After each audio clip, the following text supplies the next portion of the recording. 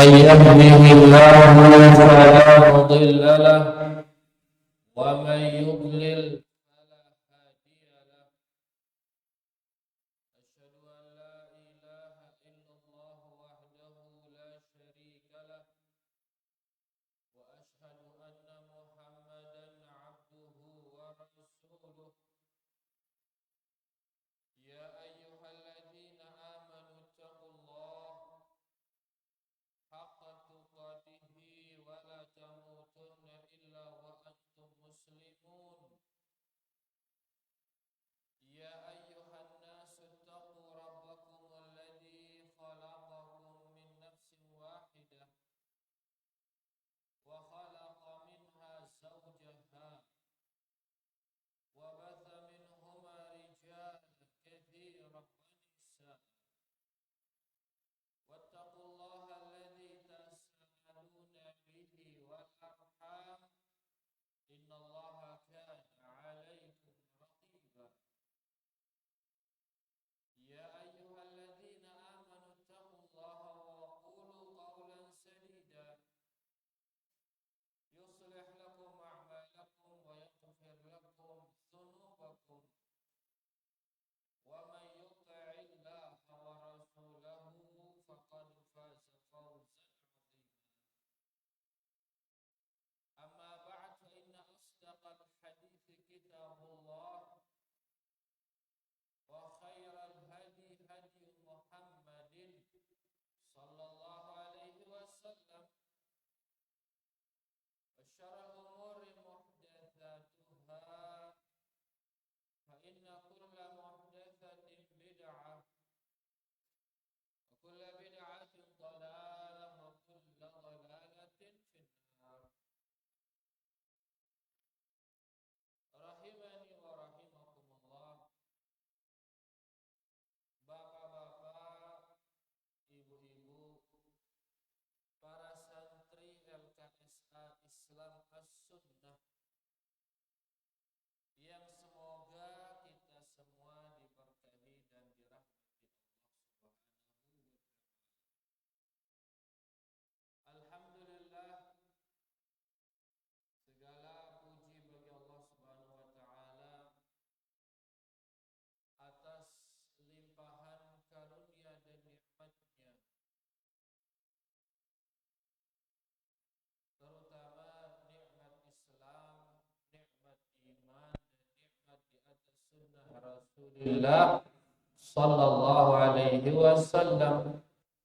Itu nikmat paling besar, sebagaimana yang dikatakan tadi malam dari Ustaz Yusuf hafizahullah taala. Nikmat ada dua katanya. Apa dua nikmat itu?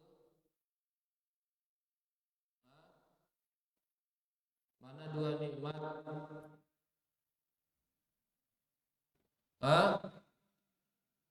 Siapa yang bisa apa dua nikmat itu? Nikmat Islam dan nikmat iman. Seluruh nikmat ini terbagi menjadi dua, dikategorikan dalam dua. Apa itu yang dua itu? Dan nikmat yang zahir dan nikmat yang batin. Nikmat yang nampak. Yang kedua, nikmat yang tersembunyi. Mana nikmat yang nampak? Makan, minum, pakaian, dan lain-lainnya. Dunia, intinya dunia. Ini nikmat apa ini? Nikmat yang nampak. Yang kedua, nikmat apa? Nikmat batin yang tersembunyi. Tersembunyi di mana? Di hati dalam. Apa yang tersembunyi di hati? Iman seseorang, ilmunya, keyakinannya. Itu yang tersembunyi, takwa. Nah, di antara yang dua, zahir dan batin, mana yang lebih penting? Yang zahir atau yang batin? Yang batin lebih penting. Imannya yang tinggi, takwanya yang tinggi, yakinnya yang tinggi, ilmunya itu lebih penting ya daripada apa yang nampak ini.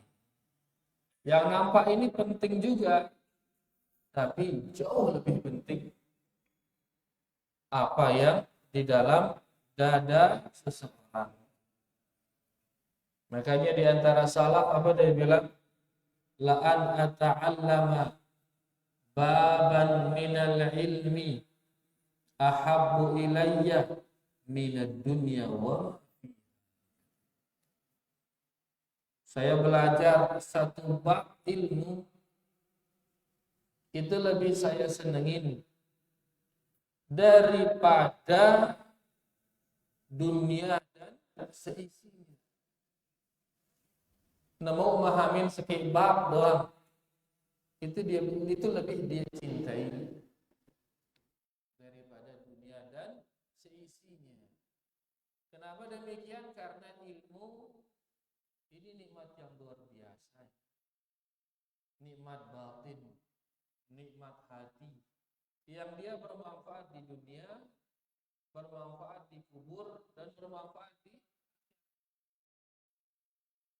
adapun makan dan minum di mana dia bermanfaat dunia saja. Paling kita di dunia berapa tahun, Ikhwan? Paling 60 tahun, 70 tahun selesai wah. Hidup pira usia Anda, Bu? 40 pira? 45. Tidak hitung. Oh, sekitar itu 45. Berarti karing pira? Karing 15 tahun, no. Sekitar no lah. Kan selesai terus makan minum. Setelahnya terus apa? Nikmat batin begitu. Nikmat yang ada di dada itu yang terpakai. Di dunia sekitar 70 tahun, 60 tahun. Lek kubur pira tahun kira-kira? Dengan silek kubur mereka pira tahun wahai ini? Ribuan tahun. Apa sangunya di sana? Ini nikmat yang ada di dadanya itu jadi sangu. Kubur ratusan tahun, ribuan tahun. Setelahnya kemana terus? Akhirat. Di akhirat berapa tahun? Selama. Makanya kalau kita pahami ini maka jauh lebih besar. Lebih penting yang namanya nikmat batin itu. Nikmat yang ada di dalam. Sehingga hendaklah seseorang lebih perhatian kepada ini, mencari nikmat batin ini daripada mencari nikmat zahir. Harus lebih perhatian ke sana. Kenapa? Karena nikmat batin itu jauh lebih penting daripada nikmat zahir. Jelas sekalian ya ikhwan? Maka mudah-mudahan Allah Subhanahu wa taala selalu memberi kita nikmat-nikmatnya ya, dan mudah-mudahan kita bisa menjadi hamba yang bersyukur sehingga kemudian kita bisa tetap diberi nikmat ini oleh Allah Subhanahu wa taala.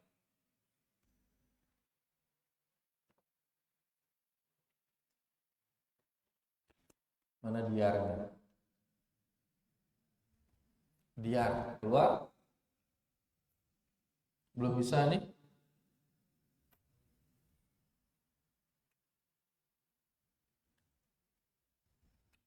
Baik, rahimani wa rahimakumullah. Kemarin kita bahas tentang upaya preventif Nabi sallallahu alaihi wasallam dalam menjaga kemurnian tauhid. Upaya preventif. Apa preventif kita bilang kemarin? Pencegahan, jahit. Preventif yaitu pencegahan. Dalam arti upaya beliau mencegah kesyirikan-kesyirikan agar tauhid ini tetap murni. Dan di antara upaya beliau yaitu menjelaskan tentang tawassul kepada kita. Ada tawassul yang disyariatkan dan ada tawassul yang dilarang. Ini di sub yang ke-6. Sekarang kita akan baca di sub bahasan yang ke-7. Di antara upaya preventif beliau sallallahu alaihi wasallam adalah melarang kita ghulu atau sikap berlebihan. Jangan lupa tulis tanggalnya, ikhwan. Judul dan tanggal.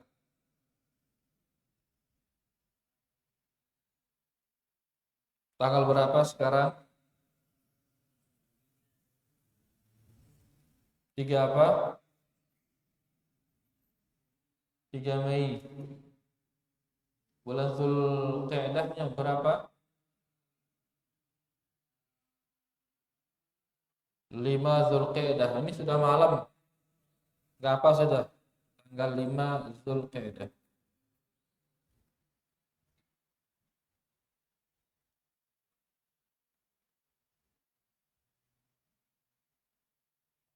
Mei tanggal berapa? 3 Mei.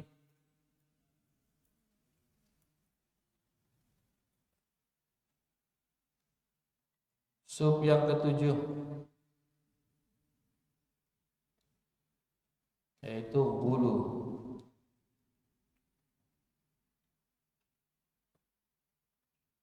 Ghulu yakni berlebihan. Ghulu artinya berlebihan. Nah, agama kita ini agama pertengahan ya, Sobat. Harus tengah-tengah. Enggak boleh berlebihan, tidak boleh pula meremehkan. Dia tengah-tengah.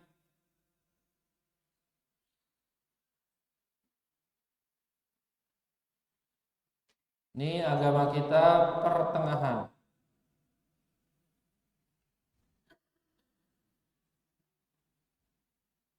Pertengahan. Ada di sini berlebihan.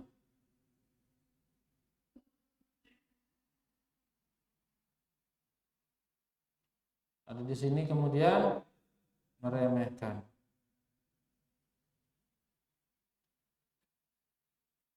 Kelihatan dia? Pertengahan itu dari mana kita tahu? Agama itu pertengahan dari mana? Ini perbuatan ini pertengahan dari mana kita tahu? Dari dalil. Harus berdasarkan dalil. Dari ajaran Nabi sallallahu alaihi wasallam. Karena ajaran Nabi sallallahu alaihi wasallam itu sifatnya pertengahan. Wa kadzalika ja'alnakum ummatan wasata. Terbaik pertengahan. Sehingga kalau enggak dia di tengah, maka dia antara berlebihan atau meremehkan jadinya. Nah, dari mana kita tahu tengah ini? Dari dalil. Mana yang beliau amalkan, itulah dia pertengahan. Mana dia yang lebih dari amalan beliau sallallahu alaihi wasallam, berarti itu berlebihan. Mana dia yang meninggalkan amalan-amalan beliau, maka itu yang meremehkan. Berlebihan berarti perbuatan bid'ah. Bid'ah berlebihan atau tidak? berlebih-lebihan, merumbuk-merumbuk. Dia melakukan hal-hal yang lebih dari perbuatan Rasulullah Sallallahu Alaihi Wasallam. Contohnya 3 orang yang datang kepada istri Nabi Sallallahu Alaihi Wasallam. Terus yang satunya mengatakan, saya akan puasa, bilang jenuh puasa. Sedangkan sunnah Nabi Sallallahu Alaihi Wasallam maksimal puasa itu bagaimana? Sehari puasa, sehari tidak puasa. Sehari puasa, sehari tidak puasa. Ini dia orang ini setiap hari puasa, dia negin puasa. Berarti dia ini melebihi dalil atau tidak? Melebihi dalil, melebihi sunnah. Yang satu lagi, dia negin menikah. Wah, negin menikah, fokus beribadah. Sedangkan sunnahnya apa, menikah atau tidak? Menikah. Dalil menunjukkan sunnahnya menikah. Maka orang ini melebihkan dirinya dari sunnah Rasulullah Sallallahu Alaihi Wasallam, jatuhlah dia ke dalam berlebihan hulu. Ada satu lagi, dia negin tinduk ke kelam. Beribadah. Full beribadah. Sedangkan Nabi Sallallahu Alaihi Wasallam sunnahnya seseorang itu tidur dulu baru kemudian sholat. Full sholat. Ada waktu tidurnya, terus nanti tengah malam dia bangun, baru dia. Nah, ini berarti dia berlebih-lebihan. Inilah dia bid'ah-bid'ah itu. Dia berlebih-lebihan.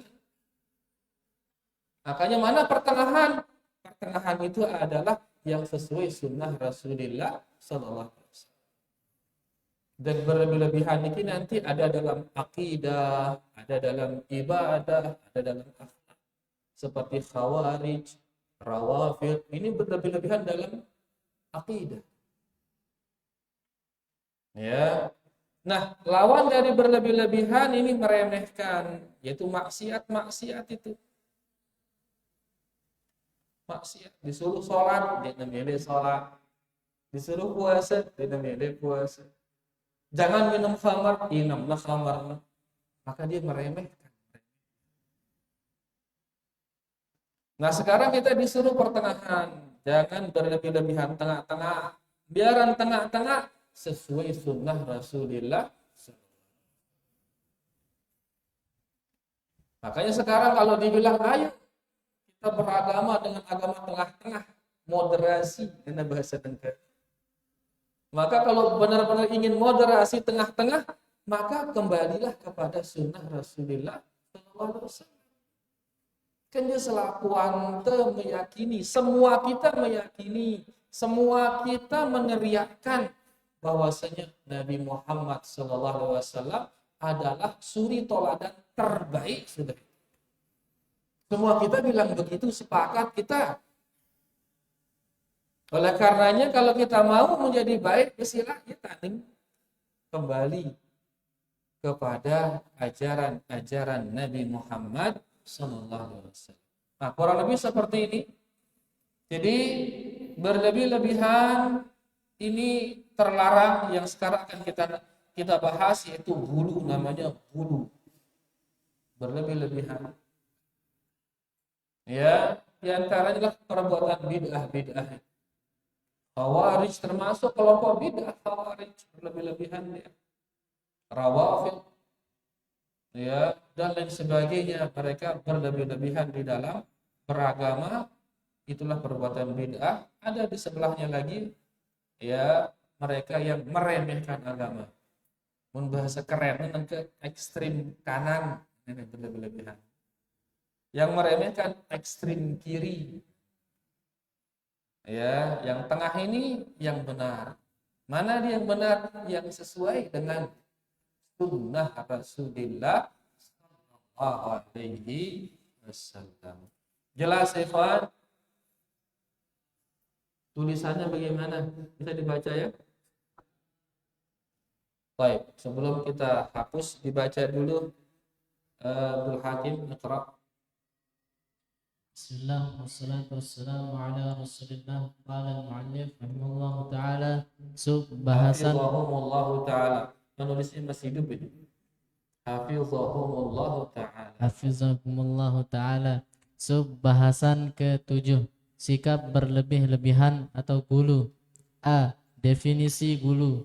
Gulu menurut bahasa etimologi berarti melampaui batas dengan cara berlebihan dalam memuji atau mencela sesuatu, melebihi ukuran yang pantas diterimanya. Baik. Di sini di buku kita ini difokuskan dalam berlebihan dalam memuji atau mencela. Difokuskan di sana. Ya, yaitu berlebihan apa? Berlebihan memuji. Kalau tadi kita berlebihan dalam yang umum lebih luas, yaitu berlebihan di dalam beragama.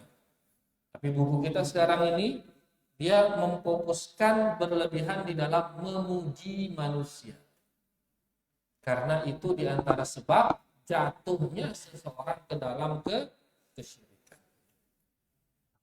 Lanjut. Gulu dalam istilah. Baik, ini dalam bahasa. Lanjut istilah. Gulu dalam istilah terminologi syar'i berarti melampaui batas-batas yang telah disyariatkan Allah kepada hamba-hambanya, baik dalam bidang akidah maupun ibadah. Baik dalam bidang akidah maupun ibadah. Kita tulis ikhwan, ini Anda hapus. Allah sudah bisa dipahami insyaallah. Yang belum nulis nanti dilihat tulisan temannya. Pertama,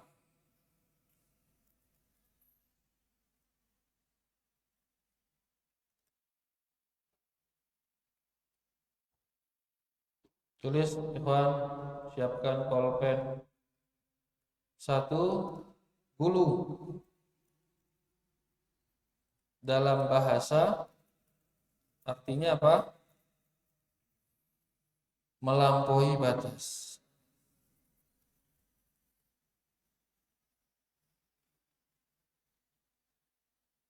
Melampaui.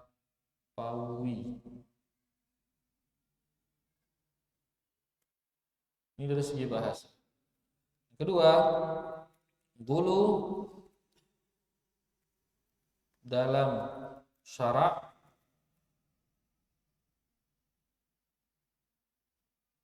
artinya melampaui batas yang telah disyariatkan Allah Subhanahu wa ta'ala kepada hamba-hambanya.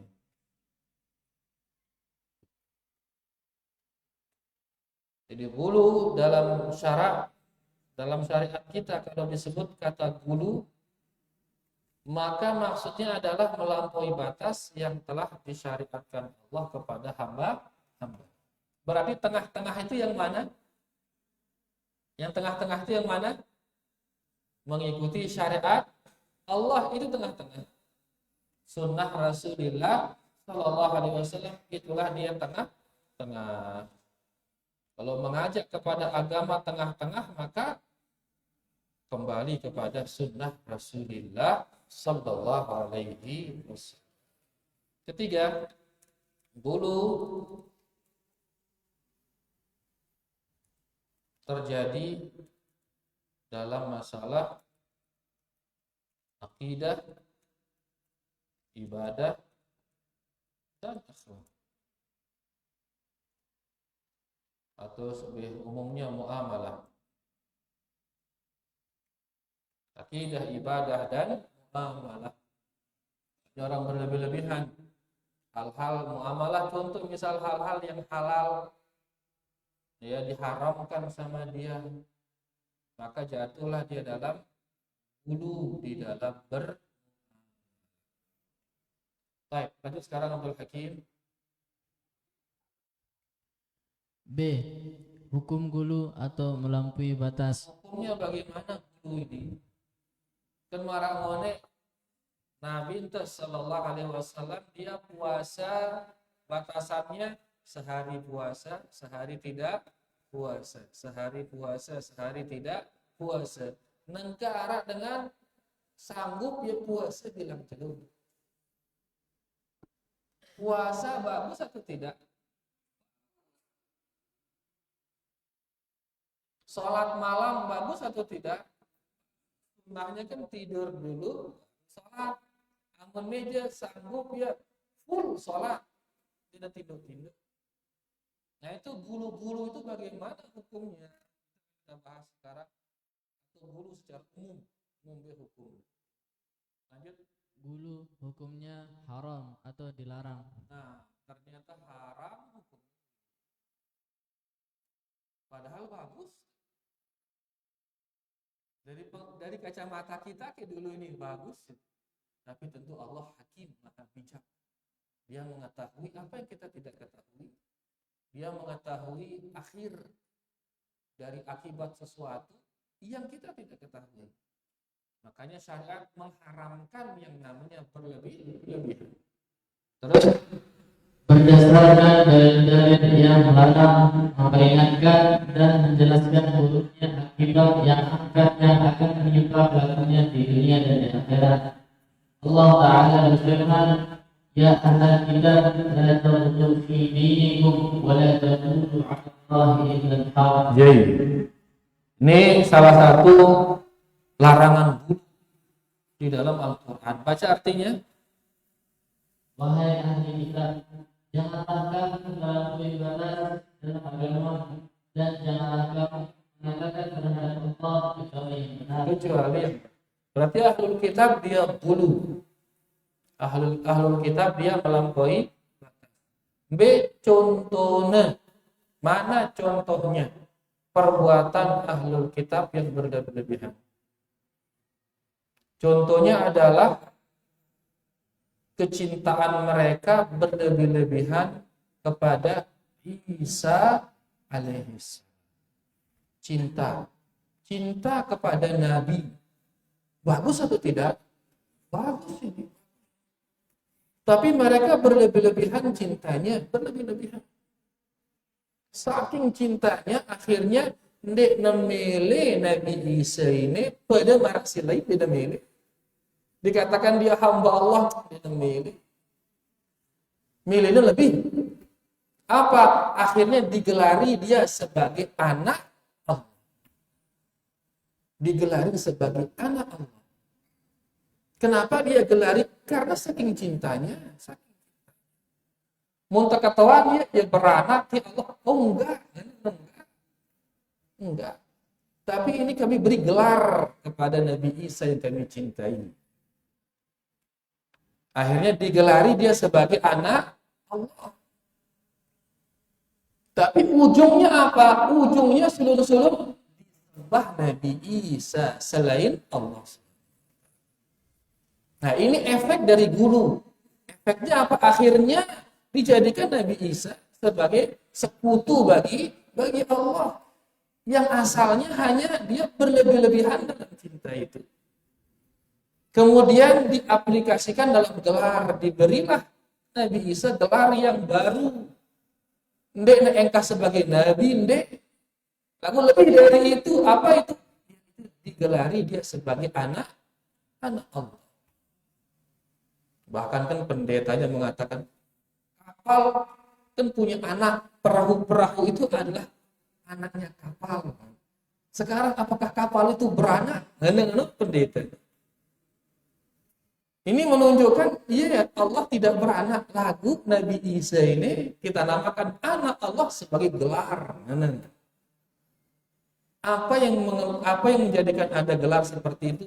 Karena kecintaan mereka yang berlebih-lebihan kepada Nabi.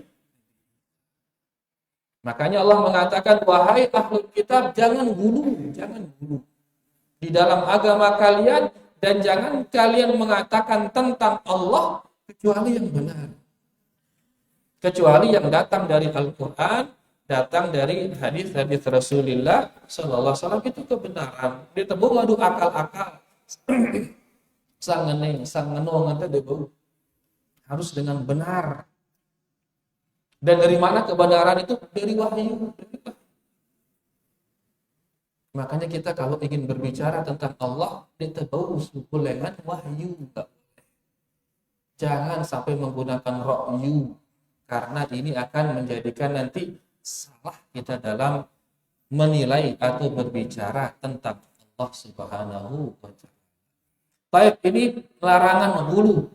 Memang larangan ini kepada ahlul kitab, kepada Yahudi dan kepada Nasrani, tapi kita juga dilarang hulu. Dilarang hulu kepada Nabi Muhammad SAW. Dilarang hulu kepada para sahabat. Dilarang hulu kepada ahlul bait. Dilarang hulu kepada para ulama. Kenapa? Karena ini nanti akhirnya lama-lama nanti kalau sudah dibiarkan hulu ini, akhirnya nanti mereka akan menjadikan manusia-manusia itu sekutu bagi Allah Subhanahu wa ta'ala. Orang-orang yang hulu kepada ahlul bait sampai mereka menjadikan Ali bin Abi Thalib dengan Allah Subhanahu wa ta'ala. Hulu kepada ahlul bait, hulu kepada ulama, manono sih. Ya, para anak ulama na ieu sing ngatur aparana alam payu yang jaga gunung, yang jaga hulu kepada para ulama. Nah, kita di sini juga ya dilarang berlebih-lebihan ya kepada makhluk, bukan hanya larangan ini kepada ahlul kitab, tapi kepada kaum muslimin juga dilarang berlebih-lebihan. Lanjut baca Hakim ayat berikutnya. Allah Ta'ala berfirman, "Qul ya ahlal kitab la taghlu fi dinikum ghayra al-haqq wa la tattabi'u ahwa'a qaumin qad dallu min qablikum wa adallu katsiran Wa dhallu. Katakanlah, hai ahli kitab, jangan kamu berlebihan atau memberi batas dengan cara tidak benar dalam agamamu, dan janganlah kamu mengikuti hawa nafsu orang-orang yang telah sesat dahulunya sebelum kedatangan Nabi Muhammad SAW, dan mereka telah menyesatkan kebanyakan manusia, dan mereka tersesat dari jalan Allah. Baik, ini larangan juga kepada ahlul kitab yang hidup di zaman Nabi SAW, dan mereka dilarang mengikuti ahlul kitab yang tersesat yang dahulu sebelum diutusnya Nabi Muhammad SAW. Nabi sebab kesesatan niki, apa sebabnya kesesatan ini? Melampaui, itu sebab kesesatan tersebut. Lanjut berikutnya. Dan diriwayatkan dari Ibnu Abbas radhiyallahu anhu, sesungguhnya Rasulullah sallallahu alaihi wasallam, janganlah kamu berlebihan. Hadisnya baca dulu. Kelihatan mana? Hah? Kecil. Iyyakum wal ghulu. Fa'inama halaka man kana qawlana bil ghuluwi fi dini. Jayid. Artinya Janganlah kamu berlebihan atau dulu, karena sesungguhnya umat sebelum kamu binasa disebabkan oleh sikap berlebihan atau agama. baik. Janganlah hulu, karena yang bikin binasa umat dulu itu gara-gara apa? Hulu. Siapa umat dulu? Ahlul kitab Yahudi dan Nasrani, mereka binasa. Apa maksudnya binasa di sini? Mereka di dalam kesesatan. Mereka di dalam kesesatan. Imma dhalin, imma maghdubi alaihim. Nah, apa sebab mereka sesat? Apa sebabnya? Al-ghulu. Mereka sesat itu gara-gara ghulu. Orang Nasara menganggap Nabi Isa sebagai anak Allah. Sebaliknya orang Yahudi menganggap Nabi Isa sebagai apa? Anak zina, waliyadzubillah. Ya. Nah, mereka akhirnya tersesat gara-gara perbuatan dulu dalam banyak hal. Dan tadi kita bilang dulu sama dengan apa? Bid'ah itu. Kebid'ahan dulu itu. Iya, Kak, Nabi itu selalu mengatakan wa iyyakum wa muhdatsatil umur. Setiap beliau ingin khutbah, setiap ada hajahnya, kebutuhannya yang mau dia sampaikan, dia selalu membahas atau membaca khutbatul hajah tadi. Memperingati kita dari berbuat bid'ah. Kenapa? Karena kesini larinya nanti kebid'ahan itu. Pelan-pelan akhirnya jatuh ke dalam masalah akidah, binasa jadi. Ya, oleh karenanya jangan menghulu, karena yang membinasakan umat sebelum kita itu adalah berlebih-lebihan dalam beragama. Lanjut berikutnya. Dan dari Ibnu Mas'ud radhiyallahu anhu, dia berkata, Rasulullah Sallallahu alaihi wasallam, halakal halakal mutanatti'un.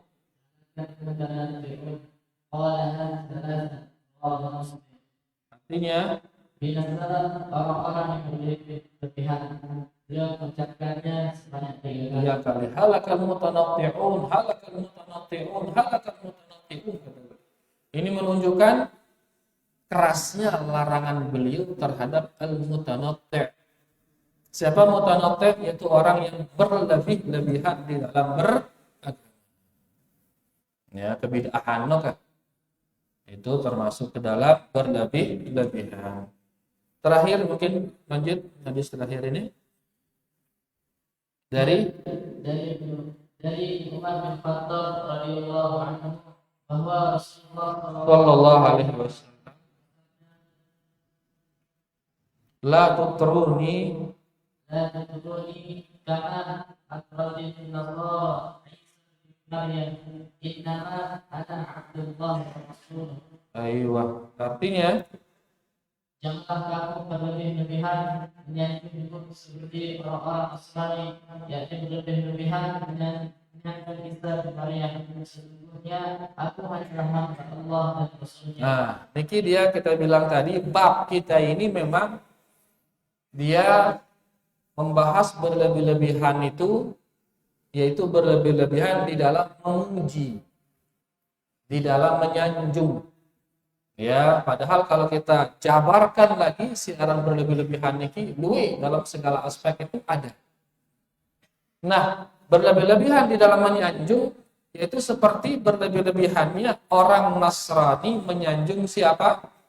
Isa putranya Maryam. Ya, makanya Nabi Shallallahu Alaihi Wasallam melarang jangan berlebih-lebihan sanjung saya. Karena cukuplah saya ini hamba Allah dan utusan Allah, maka panggil saya hamba Allah, panggil saya utusan Allah. Jadi tidak berlebih-lebihan, tidak ada bilangan ini. Cukup sudah hamba Allah, utusan Allah, selesai.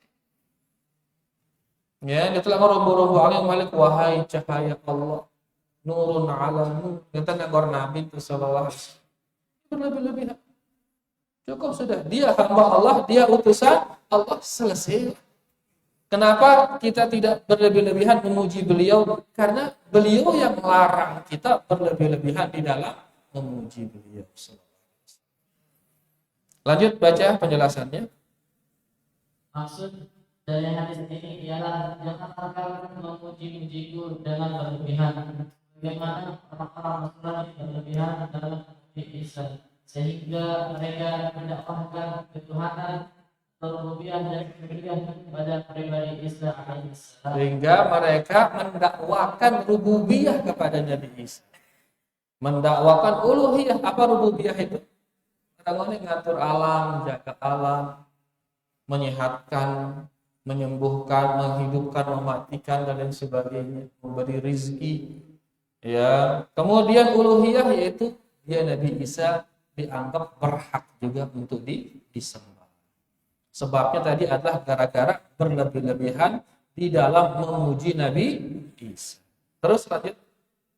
Dan sesungguhnya saya hanyalah hamba Allah, maka berilah saya sifat seperti yang diberikan Tuhanku kepadaku, dan kata-kata kepadaku, hamba Allah. Cukup kita puji beliau dengan mengatakan beliau adalah hamba Allah dan utusan Allah. Karena Allah sendiri menamakan beliau juga hamba. Di antaranya misalkan di surah apa itu? Isra, subhanalladzi asra bi 'abdihi. Maha suci Allah yang telah mengisrakan hambanya. Allah menamakan dia hamba. Maka cukup kita panggil dia dengan nama yang Allah menamainya dengan nama tersebut. Lanjut terakhir. Tetapi orang-orang sesat itu tidak akan nyaman kecuali melangkahi perintah dan melanggar larangannya. Mereka menentangnya dengan sebesar-besar kedatangan berlebih-lebihan atau dulu dalam memuji dan menyanjungnya, sampai-sampai mereka mendakwahkan pada dirinya apa yang diyakini oleh orang-orang Nasrani pada diri Isa atau hampir sama itu. Ya, jadi kebanyakan manusia memilih lepas marak jaga Nabi sallallahu alaihi wasallam. Sak-sak narumbu yang pada semangat. Mun enggak ngeni-ngeni aja, darah resena, ngeni atau apa? Ya, itulah tabiat manusia. Ya, tabiat manusia yang demen menyelisih. Dan itulah sebabnya kenapa kita disuruh sabar menyesuaikan diri dengan sunnah Rasulullah sallallahu alaihi wasallam. Karena butuh sabar nanti sunnah. Lanjut. Oleh sebab itu, mereka memohon kepadanya pengampunan dosa-dosa, menghilangkan kesusahan, menyembuhkan penyakit dan lain-lain yang merupakan keistimewaan hanya dapat dilakukan Allah. Yang hanya dapat dilakukan Allah saja. Tiada sekutu baginya, dan semua itu merupakan sikap berlebih-lebihan atau buruk dalam beragama. Ayo, jadi orang Nasrani akhirnya memohon pengampunan dosa-dosa kepada Nabi Isa alaihi salam. Mereka juga memohon dihilangkan kesusahannya, penyakitnya dan lain sebagainya. Ya, mereka minta dihilangkan penyakitnya oleh Nabi Isa alaihi salam, dan ini merupakan ya keistimewaan Allah Subhanahu wa taala. Sehingga barang siapa melakukannya berarti dia madayang Allah dengan Nabi Isa atau menyamakan Nabi Isa dengan Allah Subhanahu wa taala. Yang semua itu sebabnya apa tadi, ikhwan? Dulu. Ayo kita tulis sekarang. Ya. Atau sila Pak Marbok, wah azan ini. Sila ada azan, santri menulis faedah yang Anda tulis.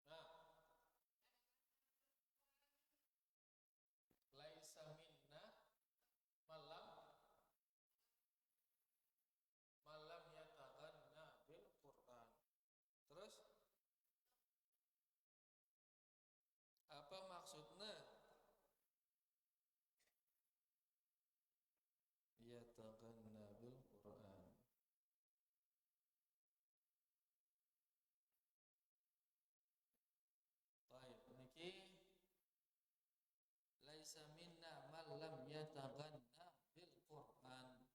Hadis niki ya sahih diriwayatkan oleh Imam Bukhari. Apa kenana tidak termasuk golongan kami orang yang tidak bernyanyi dengan Al-Qur'an.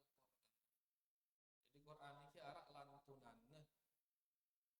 Ya, ngombe apa lantunannya itu? Lantunannya itu dia hukum tajwid no. Ya, hukum tajwid itu. Jadi dalam membaca Al-Qur'an arak istilahnya idgham, arak istilahnya ikhfa, arak istilahnya iqlab.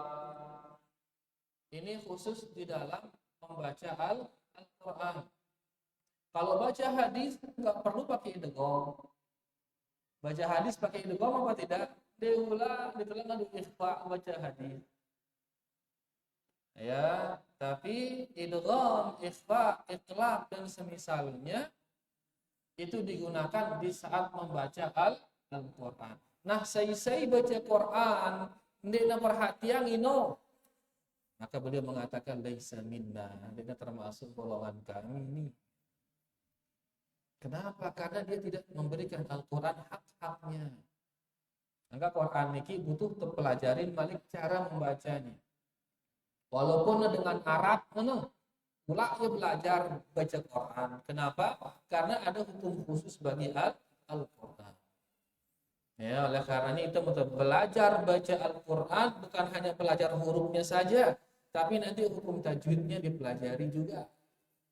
Pirana idgham, pirana ikhfa, pirana iqlab, pirana tebal, pirana tipis, pirana pelu, pirana pontak. Muna pelu, pelu, itu kita pelajari karena disuruh, diwajibkan bahkan oleh Nabi kita Nabi Muhammad sallallahu alaihi wasallam. Jelas tidak? Kamu baca Quran wajib menggunakan hukum tajwid, wajib. Kita sembarangan membaca Al-Quran. Yang kedua, silakan.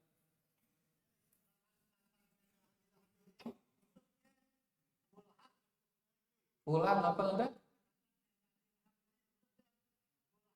Tabat yada Abi Lahabin wa tab.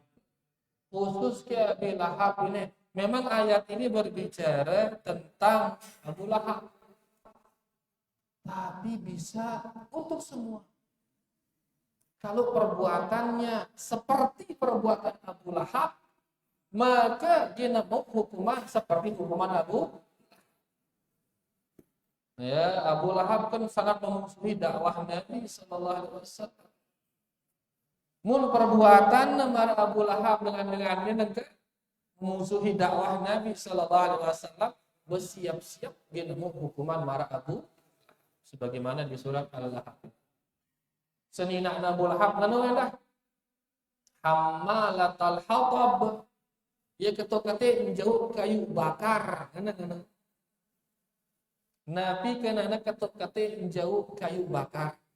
Itu dia bahasa nengke aja ngompor-ngomporin dengan. Bahasa nengke. Ngomporin dengan untuk apa? Untuk memusuhi Nabi Muhammad.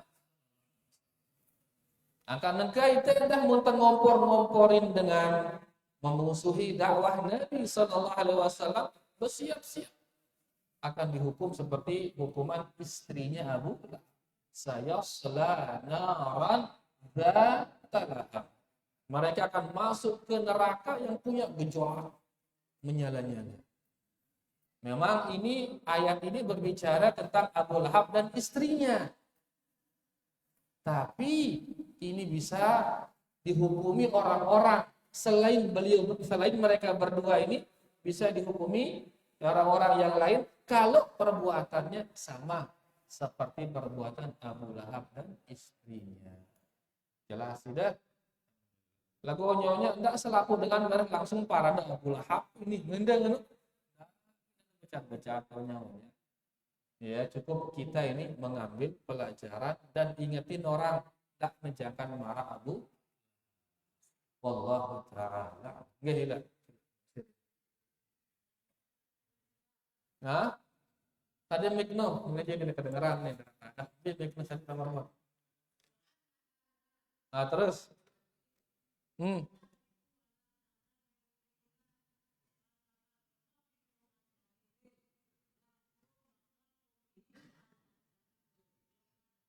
la ilaha kan belone. Wa anna hadza sirati mustaqiman fattabi'uhu. Ya, Nabi kita sallallahu alaihi wasallam bersabda dalam sebuah hadis dijelaskan sambil beliau menulis sebuah garis. Wa anna hadza sirati mustaqiman fattabi'uhu wa la tattabi'us subula. Fatafarraqa bikum an sabili. Ngana sambil nulis ana. Ini rurungku si lurus. Ngana turut ya. Dendek turut rurung si lain ini. Ngana. Munda turut rurung si lain ini, maka ginda mencar dengan rurungku. Ini dia jalannya Nabi sallallahu alaihi wasallam. Ini jalannya Nabi sallallahu alaihi wasallam. Turut ini. Dendek turut ini, dendek turut kiri kanan ini. Munda turut kiri kanan ini, maka ginda mencar dengan rurung. Maka mun terpisah dengan rurung Nabi sallallahu alaihi wasallam dan Nabi tetap masuk surga. Lagu rurung terpisah ini. Ini kita ginta masuk surga dah. Ini. Kenapa? Karena meninggalkan jalannya Rasulullah sallallahu alaihi wasallam. Mun temili tama surga, kita sudah kadung tene misalkan sila tulah aning rorong Nabi sallallahu alaihi wasallam. Ide wah kadung tene misal sila tulah seret aning rorong Nabi sallallahu alaihi wasallam. Aki barang kita di surga kejar Rasulullah sallallahu alaihi wasallam. Dzalikum wasaqum bihi, itulah dia wasiat Nabi sallallahu alaihi wasallam. Ya, dan itu juga wasiat Allah Subhanahu wa taala. Apa wasiatnya? Kita turun rurung Rasulullah sallallahu alaihi wasallam. Ngombe angkun tananau ne rurungna ne bukan rurungna. Ngombe angkun tananau dengan cara menuntut ilmu, belajar, ngaji. Ya, pelajari ini sunnah-sunnah Nabi sallallahu alaihi wasallam, maka kita bisa mengetahui oh ini dia jalannya, ini bukan jalannya, dengan cara menuntut ilmu. Jelas tidak? Syarat ada haji, total haji.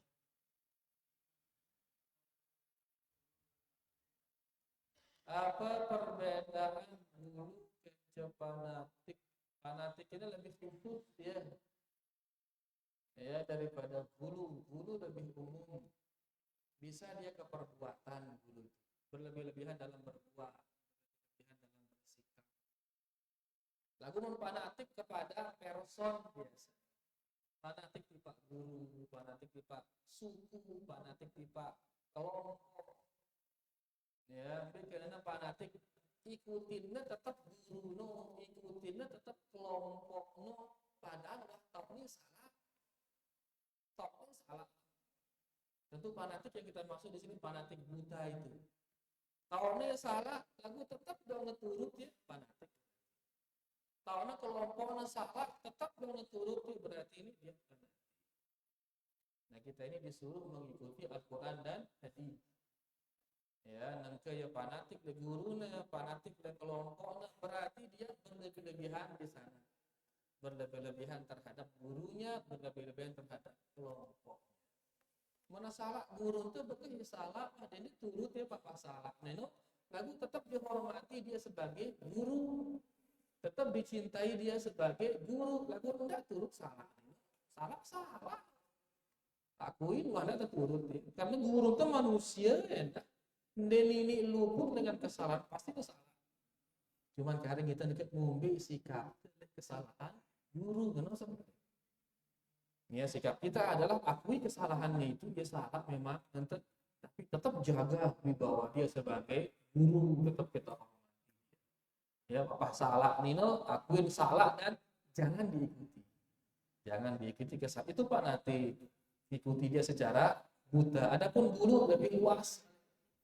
Ya, lebih luas dia. Ini fanatik berarti guru terhadap gurunya atau terhadap kelompoknya.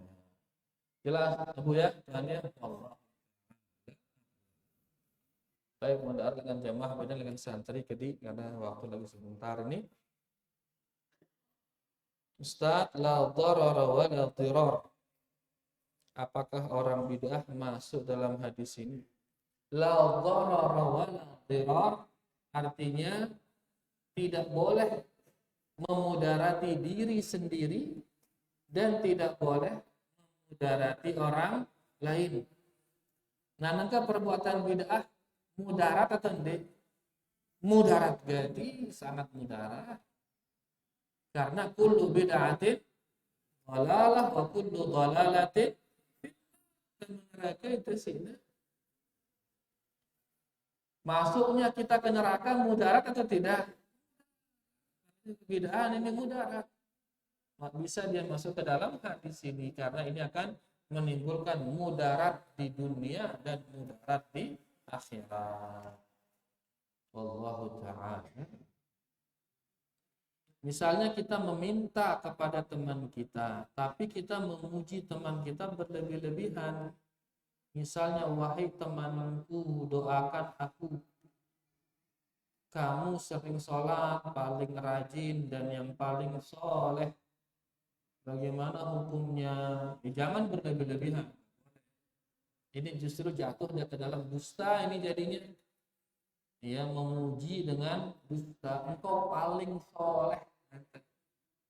Bisa kita menilai. Ya, kita bilang engkau soleh, engkau rajin sholat. Jangan ada palingnya. Ya, dan suruh dia mendoakan kita sebagaimana yang kita bahas kemarin. Boleh minta orang soleh mendoakan kita. Jadi jangan dipuji berlebih-lebihan. Gimana hukumnya kalau kita berlebih-lebihan dalam menuntut ilmu? Apapun yang namanya berlebih-lebihan nggak baik. Ini bagus. Apapun coba kita pikirkan berlebih-lebihan. Bagus apa tidak? Termasuk dalam menuntut ilmu ya, ilmu kalam bahasana misal, kan dan ilmu kalam cukup ilmu tauhid nih karing melampaui batas ini. Ya, atau misalkan mendahulukan hal yang lebih penting daripada menuntut ilmu. Misal dengan to'akno, misal butuh kita. Dan aku sakit ini, jaga tak mengaji deh. Ini misalnya, itu bilinta dengan to'akno berarti ini berlebihan. Ini ada yang sebagainya. Intinya apapun yang namanya berlebih-lebihan, itu dia tidak baik. Wallahu ta'ala. Apa hukum tilawah berlebih-lebihan? Apapun yang berlebih-lebihan. Ya. Dan ingat apa standar sesuai itu apa standarnya? Dalil standar. Dan standarnya adalah sunnah Rasulullah sallallahu alaihi wasallam. Apakah sama rakaat ketika tarawih dengan di luar tarawih? Yakni ketika sudah habis Ramadan dan kita bangun di malam hari untuk sholat tahajud, apakah sama bilangan rakaat? Syukran. Dari segi rakaat, iya sama. Kenapa? Karena tarawih itu sendiri definisinya adalah qiyamul lailin fi syahri Ramadan, kata ulama kita. Tarawih itu adalah sholat malam di bulan Ramadan. Berarti kalau dia di luar bulan Ramadan, sholat malam sudah namanya sholat malam. Rakaatnya bagaimana? Sama rakaatnya, tidak terbatas rakaat. Ya, dalam hadis Aisyah radhiyallahu anha menyebutkan 11 rakaat. Di hadis yang lain Abdullah bin Abbas menyebutkan 13 rakaat Nabi itu salat tarawih. Ada 6 11 arak ngenang telu welas. Dan keduanya sahabat beliau ini. Adapun dari beliau sallallahu alaihi wasallam, beliau hanya mengatakan qiyamul laili mahna. Salat malam itu 2 rakaat. Berarti salat malam itu jumlah totalnya tidak ada batasannya. Cukup dia itu 2 rakaat. Sampai kapan berapa rakaat? Bebas. Ya, karena tidak dibatasi oleh Rasulullah sallallahu alaihi wasallam. Cuman yang jadi perhatian di sini kata-kata 2 rakaat itu berarti. Memang ulama kita khilaf ini, tapi wallahu a'lam ya cukuplah sekali salam itu 2 rakaat. Dan lebih hamil akhir selamat dengan perselisihan para ulama. Karena sebagian dengan ya 4 rakaat baru salam. Tapi kita mari cukup sudah berdasarkan hadis tadi, cukup sudah 2 rakaat, salam, 2 rakaat, salam terus. Seperti ya di sini. Kejauhan tersebut. Lalu Jakarta lemes, nuna wah, kita harian ngone, nanti bisa lemes, salam, cukupnya 4 rakaat. Yang penting 2 rakaat salam, 2 rakaat salam. Wallahu ta'ala. Jadi intinya bahwasanya dari sisi jumlah rakaat sama dia sholat tarawih dengan qiyamul lail di luar bulan. Bagaimana cara meruqyah diri sendiri? Dengan cara baca Quran, niatkan dia untuk ruqyah. Baca sudah ayat-ayat tentang ruqyah, baca doa dan niatkan dia untuk meruqyah diri sendiri. Ya, dengan doa-doa yang sudah kita bahas di malam Rabu dan di hari Jumat kemarin. Bisa gunakan doa-doa itu. Dan jauhi lelaka-lelaka di dia nyawa ini. Mau itu sakit lelaka dengan ide lebui dasar lian. Apa yang lelaka lain? Lebui dasar lian nyedi sakit lian. Kan hebat dan merintah penyakitnya di ini. Apa dah selain lelaka? Intinya nggak boleh menggunakan itu, cukup menggunakan doa yang datang dari Nabi Shallallahu Alaihi Wasallam atau memang kita tahu bahasa Arab, bahasa Sasak. Ya Allah sehat, ya nanti cukup. Ya itu niatkan untuk meruqyah diri sendiri. Wallahu ta'ala. Doakan saya agar menjadi orang yang bertakwa dan orang yang soleh. Mudah-mudahan kita semua menjadi orang-orang yang bertakwa dan orang-orang yang soleh. Ya, soleh zahir kita dan soleh batin kita. Allahumma amin. Ini curhat santri ini. Kenapa tidak pulang Idul Adha? Karena akan ada ujian kalian itu mepet dengan Idul Adha. Kalian yang dari Iqbal mudah pulang, tapi kasihan yang dari Sumbawa, yang dari Bima, libur nggak ada orang di pondok, dia nggak tahu mau ngapain. Dia mau pulang juga jauh, dia mau Bima, terbesalah dia. Sedangkan mepet cuma 3 hari ini libur, maka sudah usah pulang semua. Kita lebaran di sini sama-sama, aman. Ya, jadi insya Allah apa namanya aturan-aturan yang dibuat ya itu adalah hal-hal yang bermanfaat untuk kita. Ngelanggar itu kayak ini. Tadi malam kita ngaji Imam Ahmad nggak pernah bahas dunia di majelisnya. Sekarang kita ini bahas libur nih. Gimana bayang? Dunia apa enggak libur ini? Ya, tadi malam kita bahas dapat kita faedah dari Ustaz Yusuf. Imam Ahmad nggak pernah bahas dunia di majelisnya. Ya, kalau kita jadi dunia terus, bahkan mondinnya dunia dia seru. Assalamualaikum. Baik, ini dia ikhwan yang bisa kita pelajari malam ini. Mudah-mudahan bermanfaat untuk kita semua. Wallahu ta'ala a'lam wa a'lam. Kita tutup dengan doa kafaratul majlis. Subhanakallahumma rabbana bihamdika Asyhadu an la ilaha illa anta astaghfiruka wa atubu ilaik. Wassalamualaikum warahmatullahi wabarakatuh.